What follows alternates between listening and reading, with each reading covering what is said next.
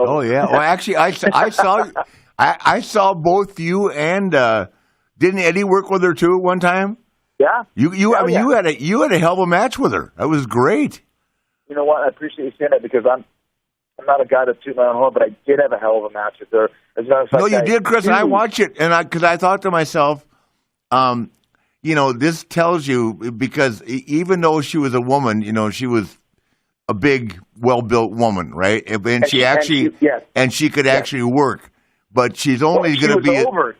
Yeah, she was over, Rick, as you know, which is the biggest thing. She was over. Oh yeah, but you made her look like you were wrestling Ricky Steamboat. I mean, I watched it. I went, holy shit! This is big time stuff. And I never got to see her in her prime. I've seen her a couple times since, but for obvious reasons, I avoid that relationship. Right. But I mean, she's always very cordial to me. But I never met her when she was in her prime or wrestling. But you and Eddie both had a hell of a match with her. I thought, God, that's pretty cool because, she was big enough and strong enough to actually. And that's the thing. Once again, I came in and I cut some pretty scathing promos on her because I thought that's what I'll get out of this. And also, too, a lot of people in that era, they didn't want to see me wrestling a woman. A lot of people, like I had a pretty good fan base. They thought it was bullshit. So I thought, the stiffer I can be on her, the better it's going to be for this angle. So. Yeah. And the missing piece of the puzzle is at the time, she was Hunter's girlfriend. So, and when I went to talk to Vince first, and he said, do you have any problems working with a woman? I said, well, no. And he said, I don't want you to go easy on her.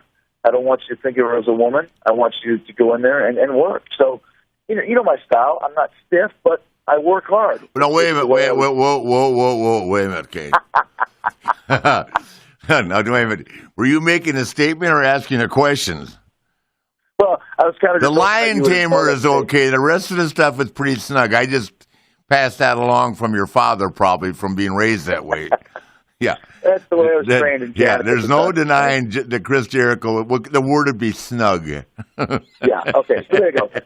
Snug is the word. I like that word. I'll take snug. But once again, that's dungeon style, it's Japanese style. It's no excuse to be hurting people, but I work snug. Exactly. That's a well, the good thing is you're safe. The word snug is good, and you're very safe. And the other thing is, which is a tribute to you, a lot of guys mind. You don't mind getting your ass kicked either. You're not afraid of anything, and guys have jumped on you and potatoed you. I mean, our business isn't as perfect. You would have been good for Brody.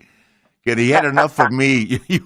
I don't know how you were lucky enough to miss Brody and Hanson. You'd have been right up their alley. But I used to have that deal with guys like Bob Holly or Benoit or guys like that. Yeah. It was shameful in this day and age. It's like, hit me as hard as you can. Don't break my nose. Don't knock out my teeth. But hit me as hard as you can. Forehead, it doesn't hurt. Yeah, we get hit harder. Hurt. I've had a guy punch me in the bar, and I'll say to him, I've been hit harder with working punches. That's what Ricky Morton told me. He said, can you hit me with a shoot punch? I said, why? It's because your working punches are killing me. Yeah. So we had the match that we had one match in Detroit, and we had another one in Miami, and the Miami one was really good. And afterwards, I felt really good about it. And when I went back to talk to her afterwards, she was being really cold to me. And she was in a room with Hunter, and I came in the room, they were both staring at me. And I could tell that, it was one of the things that I walked in on a conversation. And she had tiny black eyes. Something that happened, I didn't kick her in the face or something. In the course of the match, something went down. And she was snug, too, by design. I said, you have to be snug because, people need to buy this. So anyways, the next day in Tampa, I show up. And I get called to Vince's office. And I'm thinking, I'm going to get, a pat on the back for having this great match with China. And when I went in there, man, he went ballistic on me about how dare I give China a black eye because she's a woman. How could you do this to a woman? And I'm thinking to myself, you told me not to go easy on her in the first place. But, and then, man, he went nuts on me. He said, you're green as grass. I was sold a bill of goods when you got here. This is a good one. Your contract isn't worth the paper it's printed on. And it's like, oh, my God.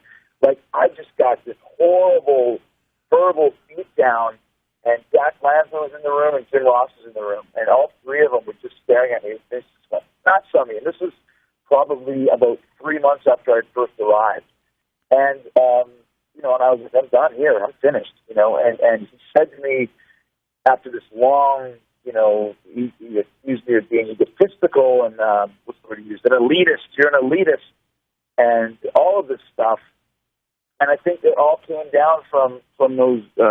You know, from the Hunters crew. I think they didn't like me. They didn't like the way I was conducting myself, and they had Vince's ear. They had a lot of stroke. They had a lot of influence, and I think it was one of those times when Vince just said, "You know what? You're right," and he was very, very specific in telling me that I had one more chance to have a good match. He said, because every other match I had was terrible, even though I had probably the best match of the show the night before. In Miami, but I didn't say anything. You know, I wasn't gonna. I don't work like that. What was that? Was that with China and Miami? That was with China. Yes. Yeah. Okay. China and Miami. Yeah. And I wasn't gonna start saying, "What are you talking?" I was just kind of sat there. Thank you, sir. And I have another type of a vibe, and just let him go off. You know, and let him say what he wanted to say. And so then he made me go apologize to China, which was brutal because I don't like to apologize to anybody, especially for that, but. It's like, you know, I told Benoit this, and talked to Bret Hart about it.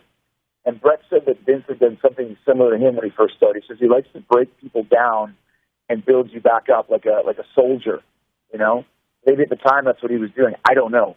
But I do know I had to go apologize to China, and then I had a match with X-Pac. And at the time, X-Pac was Vince's darling. You know, hell of a worker, Sean. And Vince said, if you can't have a good match with X-Pac, then you're fired. So tonight,